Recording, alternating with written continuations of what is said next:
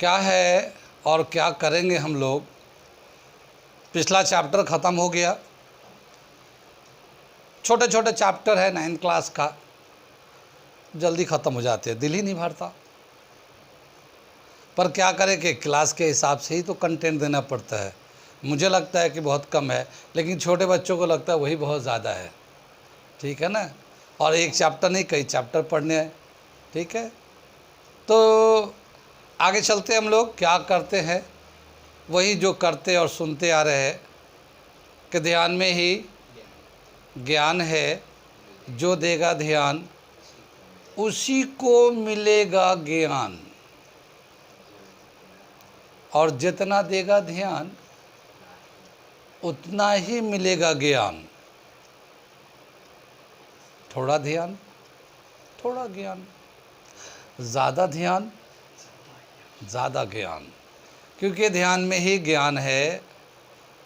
मैं साबिर अलीग और आप देख रहे हैं ILCC अलीग क्लासेस, जो नीट JE के लिए एक रेजिडेंशियल कोचिंग क्लासेस चलता है। अलीगढ़ बेस्ड है ये, Aligarh based residential coaching class for NEET JE होता है, कराते हम लोग करने जा रहे हैं अभी फिज़िक्स 9th क्लास साउंड। ठीक है, ये टॉपिक चल रहा है AMU जामिया एंट्रेंस के लिए, और उन बच्चों के लिए जो लोग एकेडमिक पढ़ते हैं अपने स्कूल में, CBSE बोर्ड से अफिलिएटेड है, वो सभी लोग हमारे चैनल को सब्सक्राइब करके देख सकते हैं, समझ सकते हैं कैसा है क्या है। आगे चलते हम लोग साउंड करते हैं। साउंड क्या है बताते हैं।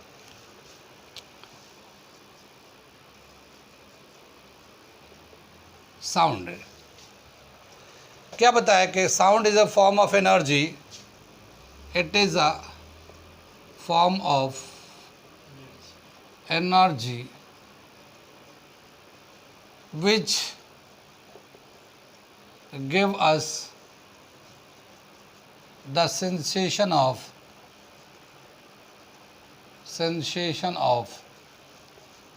hearing। ठीक है ना। साउंड एक एनर्जी का फॉर्म है और ये हमें सुनने का एहसास दिलाता है। कितनी बात सुनी, मेरी आवाज़ सुनाई दे रही है ना। तो ये एक तरह का एनर्जी है, और ये आप सुनने के बाद आप समझ रहे हैं कि हम क्या कह रहे हैं।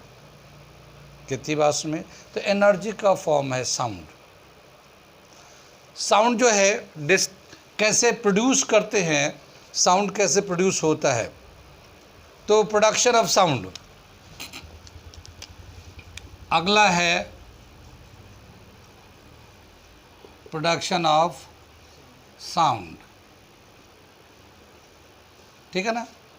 इट इज प्रोड्यूस्ड बाय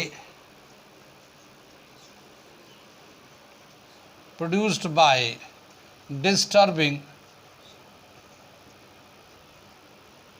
ठीक है ना, disturbing the medium of propagation.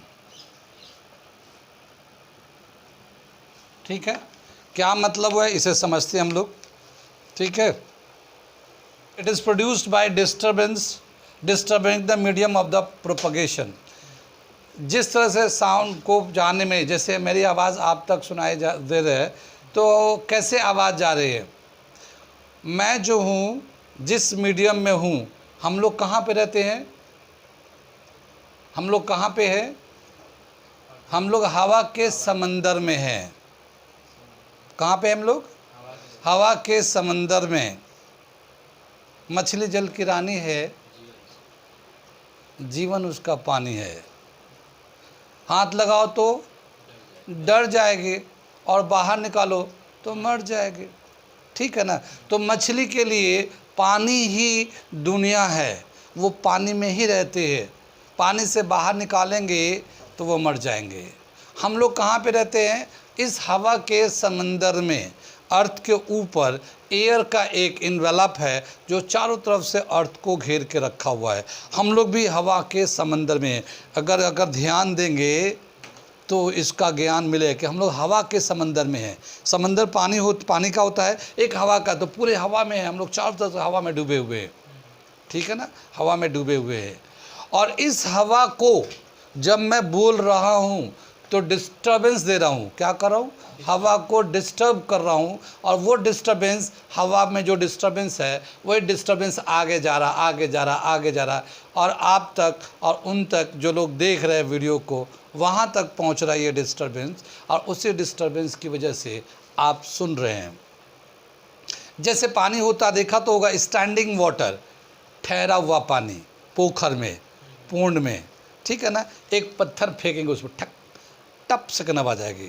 फिर क्या देखेंगे, पानी का जहाँ पे पत्थर फेंका वहाँ पे तो एक डिप से आवाज़ आती है, उसके बाद पानी का रिंग बनता है, एक ऊपर नीचे लहराता हुआ रिंग के फॉर्म में, एक रिंग, उससे बड़ा रिंग, फिर उससे बड़ा रिंग, फिर उससे बड़ा रिंग। तो ये जो रिंग बन रहा वो डिस्टर्बेंस है। हमने एक जगह जो पत्थर मारा वहाँ डिस्टर्बेंस किया था, और वो जो डिस्टर्बेंस है वही डिस्टर्बेंस प्रोपेगेट हो रहा है, मीडियम में जा रहा है। कहाँ पे, पानी के मीडियम में जा रहा है। और बड़ा रिंग, उससे बड़ा रिंग, उससे बड़ा रिंग। तो साउंड को प्रोड्यूस करने के लिए हम जिस मीडियम में है उस मीडियम पे डिस्टर्ब करते हैं।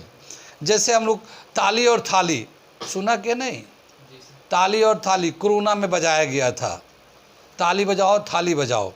तो ताली बजाते थे तब भी आवाज़ पैदा होता है, और थाली बजाते थे तब भी आवाज़ पैदा होता है, या और कुछ बजा दे तब भी आवाज़ पैदा होता है। आवाज़ बहुत जगह से पैदा होता है, कुछ भी बजा दो, यानी कुछ भी डिस्टर्बेंस करो। अब मान लो टेबल पे ऐसे मैं मारूंगा तो अभी इसमें से आवाज़ निकलेगा, तो ये जब मारूंगा तभी तो आवाज़ निकलेगा। तो जब तक हम डिस्टर्ब नहीं करते किसी मीडियम को, कोई साउंड प्रोड्यूस नहीं होता। लेकिन अगर हम मीडियम को डिस्टर्ब करते हैं तभी जाके साउंड प्रोड्यूस होता उस मीडियम के रेफरेंस में। तो ये it is produced by disturbing the medium of propagation. जिस मीडियम में साउंड को जाना है या वेव को जाना है, उस मीडियम को हम लोग डिस्टर्ब करेंगे, वहाँ से साउंड प्रोड्यूस होगा।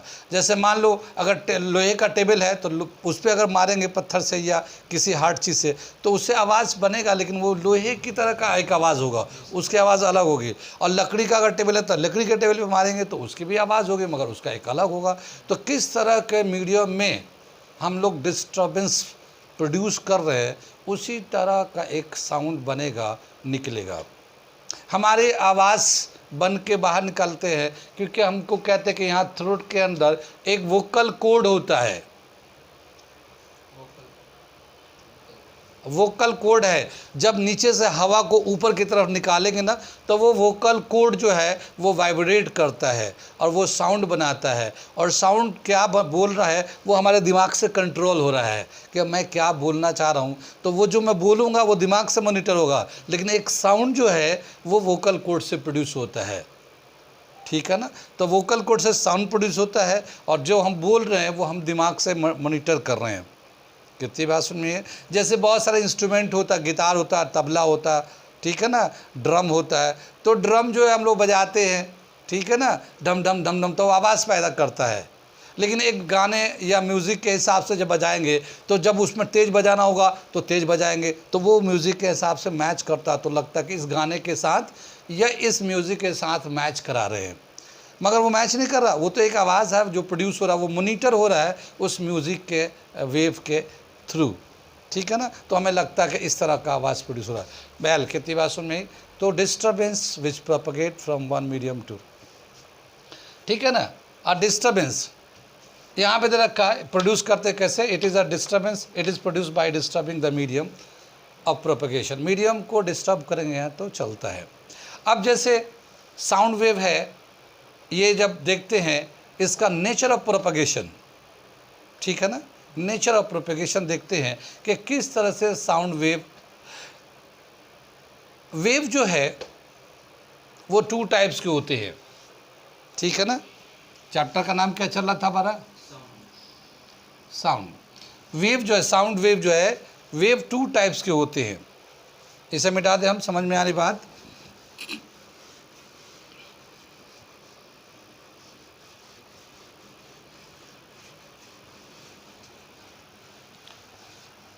वेव जो है 2 टाइप्स के होते हैं। वेव को कैसे डिस्टर्बेंस, वेव को कैसे डिफाइन करेंगे, वेव इसे कैसे डिफाइन करेंगे? वेव को डिफाइन करते हैं अ डिस्टर्बेंस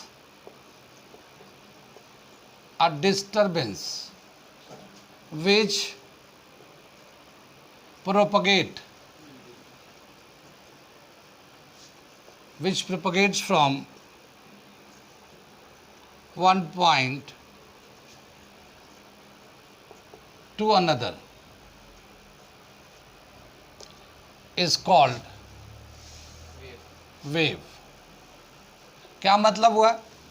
एक डिस्टर्बेंस जो एक जगह से दूसरी जगह जाता है उसी को हम लोग वेव कहते हैं।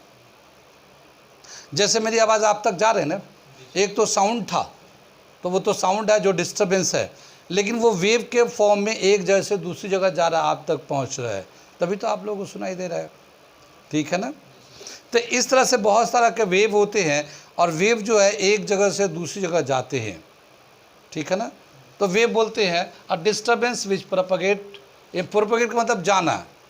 ठीक है ना? From one point two another. हो माय गॉड, क्या बात है। ये भी एक तरह का साउंड होता है ये। ठीक है ना? ये अलग जगह से बनकर, जैसे वोकल कोड से बनता है तो दूसरा होता है ये नाक से बन के निकला, ये भी एक तरह का साउंड होता है। कितनी बात सुन रहे? तो एक जगह से जब दूसरी जगह जाता है, प्रोपगेट करता है, उसी को हम बोलते हैं wave. Nature of wave, nature of wave, wave का कैसा नेचर होता है? नेचर ऑफ वेव के हिसाब से बोलते हैं हम लोग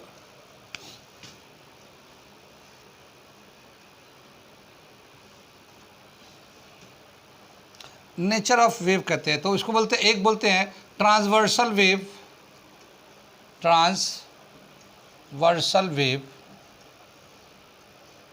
और दूसरा बोलते हैं लॉन्गिट्यूडिनल वेव। ठीक है ना?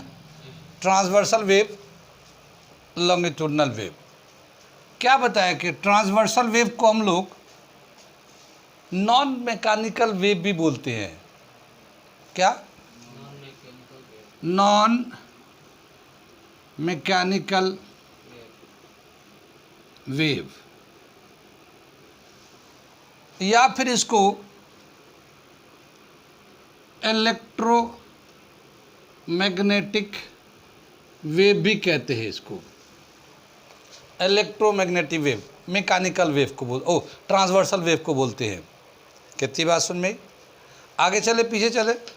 ट्रांसवर्सल वेव किसको बोलते हैं? इसको हम लोग डायग्राम बना के दिखा रहे हैं, 20 में बना रहे हैं। A wave which propagate in the form of crest and trough। ठीक है ना? इस ऊपर वाले पॉइंट को बोलते हैं क्रेस्ट, दिख रहा नहीं है, और ये नीचे वाले पॉइंट को बोलते हैं ट्रफ, ट्रफ। ठीक है ना? कितनी बात सुन? तो अगर इस तरह से लहराता हुआ ऊपर नीचे अगर कोई वेव जाता है तो इसको बोलते हैं ट्रांसवर्सल वेव। इसे नॉन मैकेनिकल वेव भी बोलते हैं, इलेक्ट्रोमैग्नेटिक वेव भी बोलते हैं। नॉन मैकेनिकल वेव का मतलब ये होता है इसे प्रोपगेट करने के लिए किसी मीडियम की ज़रूरत नहीं है। इसे एक जगह से दूसरी जगह जाने के लिए किसी मीडियम की ज़रूरत नहीं है। तो ट्रांसवर्सल वेव जब एक जगह से दूसरी जगह जाता है तो इसे मीडियम की कोई ज़रूरत नहीं होती। जैसे इसके एग्जाम्पल में अगर लेते हैं ट्रांसवर्सल वेव में, तो एग्जाम्पल्स मैं यहाँ लिख रहा हूँ, दिख रहा ना पीछे वाले बच्चों को? ठीक है। लाइट, चैप्टर तो पढ़ा ही होगा, 10th क्लास में है ये। लाइट, या देखा तो होगा लाइट जो सूरज से निकल के आ रहा, लाइट। जब पढ़ेंगे तो वहाँ पे जाके देखिएगा मैं लाइट के बारे में क्या क्या बताया और समझाया है। ठीक है ना? तो लाइट जो है एक इलेक्ट्रोमैग्नेटिक वेव है। नेचर है इसका ट्रांसवर्सल वेव, यानी ऊपर नीचे करके जाता है। या जितने भी तरह के रेज होते हैं, रेजेस में बोला क्या? जैसे एक्स रे है, गामा रे है, ठीक है ना, बीटा रेज है, कॉस्मिक रेज है, आर दिख रहा है पीछे वाले बच्चों को? नहीं दिख रहा ना? चलो मैं इधर लिख देता हूँ, कॉस्मिक रेज। कॉस्मिक रेज ये जितने भी तरह के रेजेज है ये सभी इलेक्ट्रोमैग्नेटिक वेव हैं या ट्रांसवर्सल नेचर के हैं। ये ट्रांसवर्सल नेचर के है, यानी ये जब चलते तो ऊपर नीचे ऊपर नीचे। ऊपर वाले को बोलते हैं क्रस्ट, नीचे वाले को बोलते हैं ट्रफ। कितनी बात समझ में आई? अभी हम इसको आगे और एक्सप्लेन करेंगे, मैं लॉन्गिट्यूडनल वेव को बताता हूँ फिर। कितनी बात समझ में आई? लॉन्गिट्यूडनल वेव बताया क्या? The wave which propagate in the form of compression and rarefaction. इसमें क्या बताया था ट्रांसवर्सल में? The wave which propagate in the form of crest of trough. यहाँ से मैं मिटा के डेफिनेशन लिख देता हूँ ताकि वो भी साथ साथ देखते रहे। तो हम लोग ट्रांसवर्सल वेव का डेफिनेशन लिख रहे हैं, पहले यहाँ पे लिख के फिर लॉन्गिट्यूडनल पे आएंगे। Transversal wave, the wave which propagates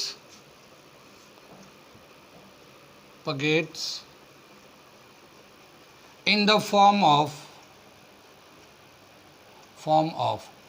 crest and trough, ठीक है ना, is called ट्रांसवर्सल वेव। ठीक है ना, ये दे रखा ट्रांसवर्सल वेव, बाकी ये सब तो कहते हैं एग्जाम्पल दे रखा। आगे हम लोग देखते हैं लॉन्गिट्यूडनल वेव को। लॉन्गिट्यूडनल वेव को हम लोग करेंगे कैसे, ये मैं अलग से लिख के डिफाइन करता हूँ।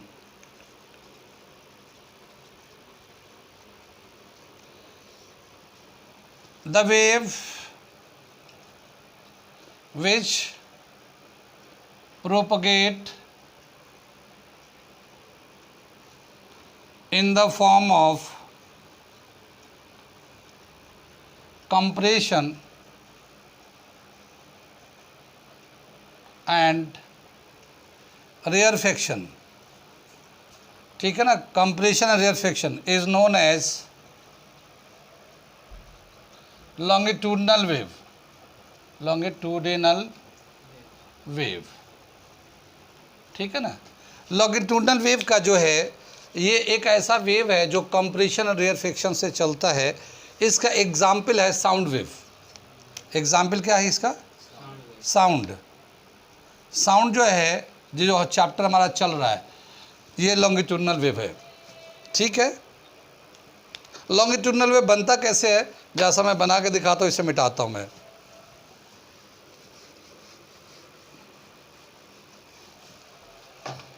लॉन्गिट्यूडनल वेव इस तरह से दिखाते हैं हम लोग, बनाते हैं।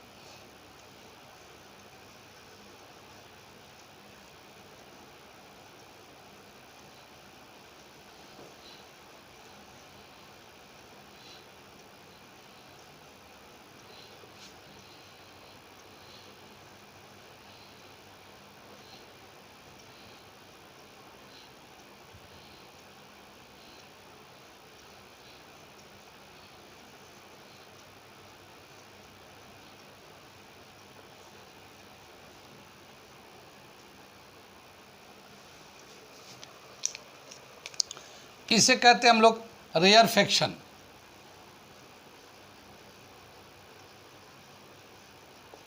और यहाँ पे दो ना, ये इसको कहते हैं हम लोग कंप्रेशन।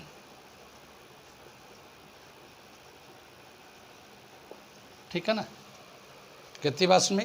Compression rarefaction. जैसे ये एयर है, नॉर्मल एयर है, जैसे अभी मैं कुछ नहीं बोलूँगा तो ये नॉर्मल एयर है, लेकिन जब मैं बोलूँगा तो मेरे मुंह के सामने जितने भी एयर है वो एक तरह के उस हवा का जो दबाव आएगा उससे वो दब जाएंगे। ऐसे जब सब दबेंगे फिर वो कंप्रेशन हो गया, फिर वो एक दूसरे को दूसरे से दूर जाएंगे, फिर वो रेयरफेक्शन होगा, फिर कंप्रेशन रेयरफेक्शन कंप्रेशन। ये एक तरह का डिस्टर्बेंस जो है ना कंप्रेशन रेयरफेक्शन के तौर पे चलता रहेगा। कितनी बात सुनी?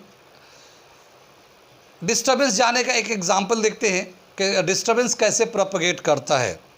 जैसे एक रस्सी को वहाँ पे बांध देते हैं, उस दीवार पे बांध देते हैं, उसका एक एंड हमारे हाथ में है, हमने एक जर्क किया ऐसे, यहाँ पे जर्क करेंगे तो वो जर्क जो है ना उसकी वजह से रस्सी ऊपर नीचे हो जाएगा। अब वही ऊपर नीचे ऊपर नीचे ऊपर नीचे ऊपर नीचे करते हुए वहाँ तक जाएगा। तो ये जो जा रहा था, हमने तो एक जगह किया था डिस्टर्बेंस, मगर वही डिस्टर्बेंस आगे जा रहा आगे जा रहा आगे जा रहा आगे जा रहा, तो ये वेव के फॉर्म में जा रहा है। कितनी बात सुन में? जैसे मान लो आज 15 अगस्त है, और 15 अगस्त है नहीं, मैं समझाने के लिए बता रहा हूँ, और 15 अगस्त है और आज नहीं कल है, और हमें दिया गया कि भाई आप लोग सर ग्राउंड को सजाओ और यहाँ पे झंडा लहराने हैं, ये करने वो करने, और यहाँ पे चूने वूने डालो, यहाँ फूल वूल डालो, और यहाँ पे ईंटों का एक रिंग बनाओ, ठीक है ना। तो ईंटों का रिंग बनाना है, क्या काम मिला हमें? ईंटों का रिंग बनाना। तो कैसे बनाएंगे ईंटों का रिंग? ईंट को बहुत पास पास में ब्रिक्स को खड़े कर देंगे, ब्रिक्स को पूरे सर्किल में पास पास में खड़े कर दिए, पूरा सर्किल में, जितना बड़ा हमें सर्किल बनाना उतने बड़े में, और एक ईंट को धक्का लगा दिया, पुश कर दिया। तो वो ईंट जो जिस पे पुश करेंगे वो आगे गिरेगा, वो फिर अगले वाले को गिराएगा, वो फिर अगले वाले को गिराएगा, फिर अगले वाले को गिराएगा। आपने एक ही को पुश किया था, वो सब एक दूसरे को गिराते गिराते गिराते गिराते गिराते पूरा रिंग बन जाएगा। तो आपने एक ही जगह डिस्टर्बेंस प्रोड्यूस किया था, वो डिस्टर्बेंस सब एक दूसरे को देते देते देते देते पूरा कंप्लीट कर दिया, पूरा रिंग बन गया। एक के ऊपर एक ईंट ऐसे ऐसे लग जाते, देखा तो होगा। कितनी बात समझ में आई? तो क्या हुआ कि डिस्टर्बेंस एक जगह से क्रिएट होता, फिर वो प्रोपगेट करते रहता है, और पार्टिकल टू पार्टिकल ट्रांसफ़र होता है। यानी जो ब्रिक्स थे, एक ब्रिक ने दूसरे को दे दिया, दूसरे ने तीसरे ब्रिक को दे दिया, तीसरे ने चौथों को दे दिया। ऐसे जो डिस्टर्बेंस है एक पार्टिकल से दूसरे पार्टिकल में ट्रांसफ़र होते रहते हैं, पर पार्टिकल अपनी जगह पर ही रहता है। जैसे एक ईंट यहाँ पर था, उसको धक्का लगा तो गिर गया, फिर उसने लेकिन अगले वाले को धक्का लगा तो वो अगला वाला गिरेगा, मगर ये ईंट यहीं पर है, ये यहाँ से क्या गया नहीं। खाली इसने एक डिस्टर्बेंस था जो अगले वालों को दे दिया, उसने वो गिर गया और वो अपना डिस्टर्बेंस अगले वालों को दे दिया। तो ऐसे डिस्टर्बेंस जो है ना एक दूसरे से ट्रांसफ़र होते रहते हैं। डिस्टर्बेंस एक जगह से दूसरी जगह जाता है, पार्टिकल नहीं जाते। जैसे ब्रिक्स नहीं जा रहा पूरा ऐसे पूरा घूम के, ठीक है। तो मीडियम का जो पार्टिकल होता है वो अपनी जगह पे ही वाइब्रेट करता है। क्या करता है? वाइब्रेट करता है अपने मीन पोजीशन पे, मगर वो एक जगह से दूसरी जगह नहीं जाता, वो एक जगह से दूसरी जगह डिस्टर्बेंस जाता है। जो हम लोग डिस्टर्ब क्रिएट करते हैं वही डिस्टर्बेंस एक जगह से दूसरी जगह जाता है, लेकिन पार्टिकल ऑफ द मीडियम अपने मीन पोजीशन पे वाइब्रेट करता है। कितनी बात सुनिए, अभी हम लिखेंगे इसको। अब चले हम लोग, तो पार्टिकल ऑफ द मीडियम जो है ना अपने मीन पोजीशन पे वाइब्रेट करता है, वो मैं आगे अभी एक्सप्लेन करूँगा। तो ये क्या बता रहे थे कि ये जो है, जैसे मान लो एक बस है, बहुत भीड़, पूरी बस भरी हुई है, खच खच भरा हुआ है, ठीक है ना, और सब लोग एक दूसरे से चिपके पड़े हैं, ठीक है ना। अचानक से ड्राइवर ने गाड़ी चलाते चलाते ब्रेक लगा दिया, तो जब ब्रेक लग जाएगा, सडनली ब्रेक लगा तो किधर गिरेंगे? सब लोग आगे की तरफ गिरेंगे। हमने बताया था ना इनर्शिया में, तो सब लोग आगे की तरफ गिरेंगे, तो सब लोग एक दूसरे के ऊपर क्या होगा? दब जाएंगे। पहले जब खड़े थे तब भी पास पास खड़े थे, लेकिन अब जब वो एक दूसरे के ऊपर दब जाएंगे तो वो क्या हो? एक दूसरे को दबा दिए, वो कंप्रेस्ड हो गया। क्या हो गया? वो कंप्रेस्ड हो गया। और फिर बोलेंगे अरे भैया सब मेरे ऊपर गिर गया था, खड़ा हो, तो सब वो फिर वापस खड़े हो जाएंगे। खड़े हो रहे होंगे तो वो रेयर फ्रिक्शन होगा, फिर अपने अपने जगह बीच में गैप आने लगेगा, फिर तो वो रेयर फ्रिक्शन। तो इसी तरह से जहाँ पे गैप होता है वो रेयर फ्रिक्शन है, और जहाँ एक साथ दब गए हैं वो कंप्रेशन है। तो जो हम लोग साउंड प्रोड्यूस होता है हमारा, वो compression rarefaction, compression rarefaction से एक जगह से दूसरी जगह जाते हैं। तो ये जो हमारा साउंड है वो एक नेचर के हिसाब से लॉन्गिट्यूडनल वेव है, और प्रोपेगेशन का नेचर क्या है? कंप्रेशन रेयर फ्रिक्शन, ठीक है ना। जहाँ कंप्रेशन होता है वहाँ पे डेंसिटी बढ़ जाता है। क्या बढ़ जाता है? Density of the particle of the medium, medium के जो पार्टिकल है वहाँ पे उसकी डेंसिटी बढ़ जाती है, और जहाँ रेयर फ्रिक्शन होता है वहाँ पे डेंसिटी घट जाता है। तो क्या लिखते हैं? एट कंप्रेशन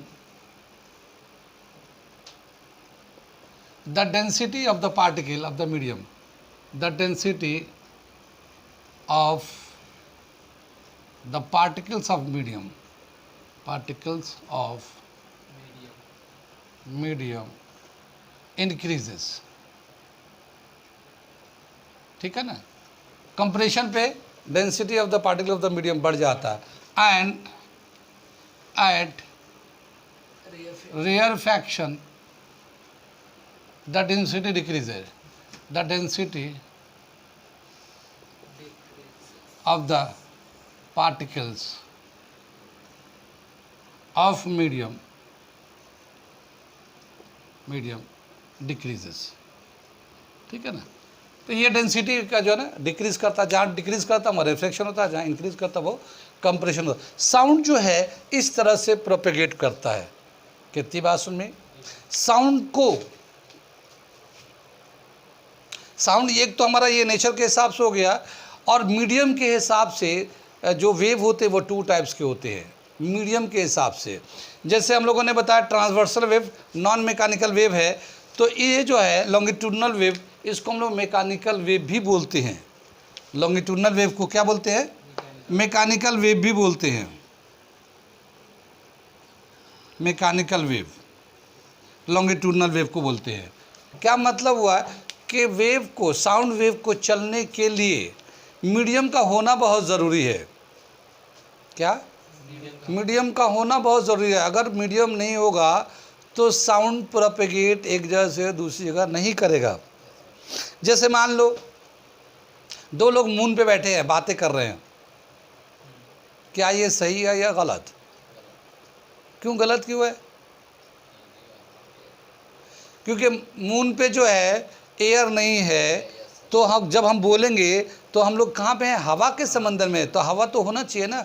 मेरे साउंड का डिस्टरबेंस को एक जगह से दूसरी जगह ले जाने के लिए एयर का मीडियम होना चाहिए। मून पे एयर का मीडियम नहीं है, तो आप बोलेंगे तो वो मीडियम है ही नहीं, तो आवाज़ जाएगी नहीं। तो जो पास में बैठा हुआ है उसको मेरी आवाज़ सुनाई नहीं देगी, तो फिर आपस में कैसे बात करेंगे? मोबाइल से। क्योंकि मोबाइल में जो वेव होता है वो इलेक्ट्रोमैग्नेटिक वेव होता है, उससे मीडियम की ज़रूरत नहीं है। जो मोबाइल में जो हम लोग वेव यूज़ करते हैं वो एक इलेक्ट्रोमैग्नेटिक वेव होता है, उसे प्रोपगेट करने के लिए मीडियम की ज़रूरत नहीं होती है। फ़ोन मारो, दुनिया में कहीं भी चला जाता है, ठीक है ना। यहाँ तक तो सैटेलाइट तक जाता रहता है। क्यों? क्योंकि जितने भी सैटेलाइट है वहाँ पे जो वेव छोड़ते हैं वहाँ से वेव आता है, और उसी के हिसाब से पता चलता है कि सैटेलाइट ओके है या नहीं। जब सैटेलाइट लॉन्च होता है, देखे सैटेलाइट ओके चल रहा, तो कंप्यूटर पे पता चलता है, क्योंकि उससे वेव जाते रहता है और उसके फंक्शनिंग को रिकॉर्ड करते रहते हैं, और पता चलता है कि हाँ सैटेलाइट जो लॉन्च हो रहा है बिल्कुल सही ऑर्बिट पर जा रहा है। ठीक है ना। क्योंकि उसका जो स्पीड होता है लाइट का स्पीड होता है। इलेक्ट्रोमैग्नेटिक वेव जो है इसके जो स्पीड होता है लाइट के स्पीड होता है, और लाइट का जो स्पीड है 3 × 10⁸ मीटर पर सेकेंड, या फिर 3 × 10⁵ किलोमीटर पर सेकेंड, या फिर कहेंगे 3 लाख किलोमीटर पर सेकेंड। 3 लाख किलो। तो लाइट के जो इलेक्ट्रोमैग्नेटिक वेव का जो स्पीड है वो 3 लाख होता है। तो हम लोग जितने भी लॉन्च करते हैं ऊपर जैसे जैसे जाएंगे ना एयर कम होते जाता है, मगर फिर भी सिग्नल आते जाते रहते हैं, सिग्नल आते जाते रहते हैं, क्योंकि उसको मीडियम की ज़रूरत नहीं होती कितनी बात में। लेकिन साउंड को जाने के लिए मीडियम की ज़रूरत है। ठीक है ना। मून पे 2 लोग आसानी से बात नहीं कर पाएंगे नॉर्मल, जब तक कि वो एक डिवाइस ना यूज़ करें। अब देखो हम लोग कॉमन ऑब्जर्वेशन है, जैसे मान लो हमारे ये क्लास जो चल रहा है ये रोड पे, बिल्कुल रोड के किनारे पे है। भाई चलती रोड है ये सामने से, और उसके सामने ये क्लास चल रहा है। सामने रोड पे गाड़ियाँ चल रही है, बाइक चल रहा है, और चौराहा है सपोज़ करो यहाँ पे, तो चौराहे पे ट्रैफिक लग जाते हैं। जब ट्रैफिक लगे तो सब हॉर्न बजा, सी श्या पू पू, अपने अपने अंदाज के हॉर्न लगा रखे हैं सब लोग, और वो पूरी आवाज़ पूरे क्लास में घूम घाम आता रहेगा, नहीं पूरा सर दर्द हो जाएगा।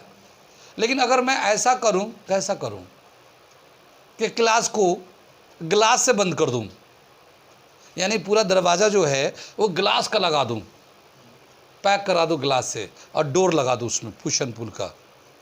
फिर जब वो ग्लास जब जैसे डोर बंद हो रहा तो बाहर कितनी आवाज़ हो रही है उसका कुछ पता नहीं चल रहा, अंदर कुछ पता नहीं चला। जैसे दरवाज़ा खोला गाँव घूम आवाज़ बाहर से आने लगी, फिर दरवाज़ा बंद कर दो, नहीं, दरवाज़ा खोलना नहीं है। कितनी बात सुन में। तो क्या समझ में आया कि वो जो साउंड था जो रोड पे, बिल्कुल रोड के बाहर में, मेरे दरवाजे के बाहर में इतनी आवाज़ हो रही है, लेकिन वो ग्लास पैक्ड है, तो वो आवाज़ को, यानी कि मीडियम को अंदर आने के लिए रास्ता नहीं मिल रहा है, इसलिए वो साउंड अंदर नहीं आ पा रहा। अंदर में बिल्कुल पीसफुल है, और खोलते ही दरवाजे से फिर साउंड आने लगता है। तो साउंड को चलने के लिए मीडियम का होना बहुत ज़रूरी है। अगर मीडियम को कट कर देंगे तो फिर वो आवाज़ नहीं जाएंगे। जैसे क्या होता है, जैसे बहुत सारे लोग गाना गाते हैं, बहुत बड़े बड़े सिंगर्स रहे हैं, जैसा लता मंगेशकर रही हैं, मोहम्मद रफ़ी रहे हैं, ऐसे बहुत सारे। तो जब वो लोग गाना गाते हैं ना, तो एक ग्लास रूम होता है, उसमें जाके वो गाना गाते हैं, इसलिए कि बाहर में कोई आ रहा है या बाहर में कुछ हो रहा है या किसी का कुछ गिर गया तो उसका डिस्टर्बेंस ना हो। तो डिस्टर्बेंस नहीं होगा तो उसका कंसंट्रेशन भी डाइवर्ट नहीं होगा, प्लस उसकी आवाज़ उसमें रिकॉर्ड भी नहीं होगा। तो जहाँ पे गाना गाया था उसको बिल्कुल एक शांति, बिल्कुल सन्नाटा माहौल बनाया जाता है, ताकि वहाँ पे अच्छे तरीके से सिर्फ गाने की और म्यूज़िक की आवाज़ उसमें रिकॉर्ड हो सके, कि जो चीज़ बज रहा वो रिकॉर्ड हो रहा, दूसरे ना बजे। ठीक है ना? कितनी बात सुनी? अगर वो दूसरा अगर ग्लास का नहीं बनाएंगे तो उधर भी किसी का मान लो हाथ से पेन गिर गया तो पेन की आवाज़ आ जाएगी, किसी का हाथ में स्टील का गिलास था, पानी पीते पीते छूट गया तो गिलास की आवाज़ इसमें रिकॉर्ड होने लगेगा।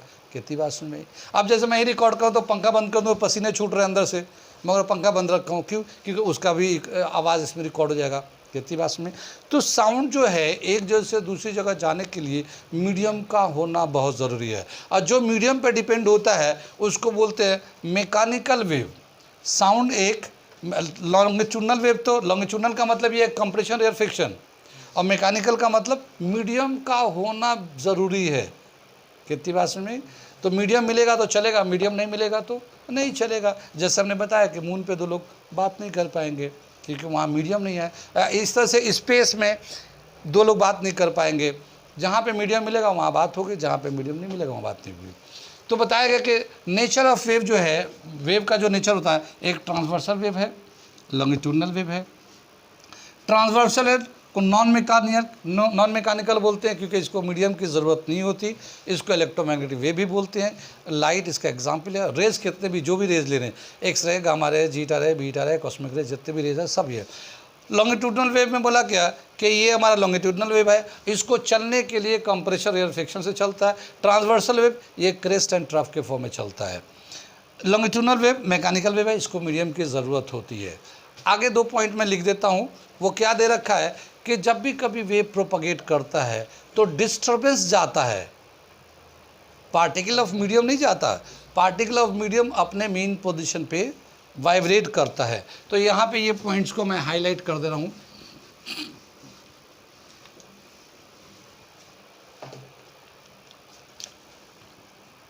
इन a wave disturbance is propagate from one point to another, but the particle of medium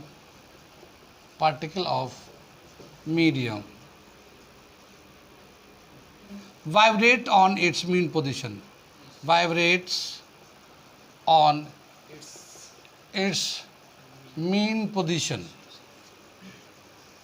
अभी आगे बढ़ेंगे तो बताएंगे मीन पोजीशन, अपने मीन पोजीशन में वाइब्रेट करता है। It does not move, particle of medium does not move. ये मूव नहीं करता है, ये वाइब्रेट्स करता है। मूव करना एक जगह से दूसरी जगह जाना है, वाइब्रेट करना ऊपर नीचे एक ही जगह पे ऐसे ऐसे ऐसे ऐसे अपने वाइब्रेट करते रहता है। तो मीडियम का जो पार्टिकल होता है वो मीन पोजीशन में वाइब्रेट करता है, प्रोपेगेट नहीं करता। मगर जो वेव है वो वेव जो है ना प्रोपेगेट करता है। कितनी बात में? वेव का एक अपना कांस्टेंट स्पीड होता है। किसका? वेव का एक कांस्टेंट स्पीड होता है। ये दूसरा पॉइंट भी लिख देता हूँ यहाँ पे, इसके बाद फिर मैं बताता रहूँगा आगे। समझ में आ रहा? नोट करते चलिए, जो लोग देख रहे हैं रुक रुक कर अपना देखते रहें, समझते रहें, ठीक है ना? क्या बताया? दूसरा पॉइंट इसमें लिख देता हूँ, the speed of wave remain constant remain constant at everywhere. Wave का जो स्पीड है हर जगह बराबर होता है, but the speed of vibrating particle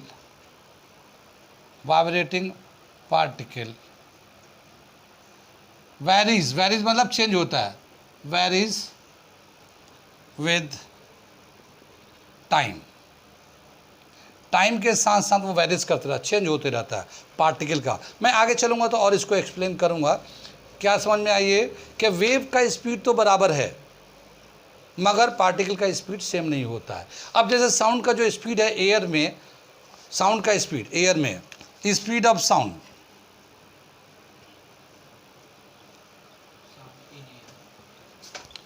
दे रखा 344 मीटर पर सेकेंड, एवरेज 344 मीटर पर सेकेंड हम लोग लेते हैं एवरेज, ठीक है ना। तो ये स्पीड हर जगह एयर में लेंगे मोर और लेस रूम टेम्परेचर पे तो 344 मीटर रहेगा, मगर पार्टिकल का वेलोसिटी अलग अलग है, ठीक है ना। अच्छा, speed of sound, speed of light याद है? स्पीड ऑफ लाइट भी मैं लिख देता हूँ जो मैं बोल रहा था। स्पीड ऑफ लाइट 3 × 10⁸ मीटर पर सेकेंड, 3 × 10⁵ किलोमीटर पर सेकेंड, 3 लाख किलोमीटर पर सेकेंड। एक सेकेंड में 3 लाख किलोमीटर जाता है लाइट की जो स्पीड है। कितनी बात में आगे चले हम लोग, तो जो साउंड है, हम लोग साउंड को चल रहे कंटिन्यू कर रहे हैं, ये तो हम लोग का थोड़ा ट्रांसवर्सल वेव भी किया। साउंड के जो कैरेक्टरिस्टिक होते हैं किसी भी वेव का, जो साउंड हो, लाइट हो, कोई भी किसी भी वेव का जो है उसके कुछ कैरेक्टरिस्टिक होते हैं और उसी कैरेक्टरिस्टिक के हेल्प से उस वेव को रिप्रेजेंट करते हैं। कैरेक्टरिस्टिक में जैसे दे रखा है उसका फ्रीक्वेंसी कितना होता है, उसका वेवलेंथ कितना होता है, उसका स्पीड कितना होता है, उसका एम्पलीट्यूड कितना होता है, ये सब कैरेक्टरिस्टिक होते हैं, ठीक है ना। इसको हम लोग नेक्स्ट क्लास में करते हैं, ठीक है ना। बंद करो।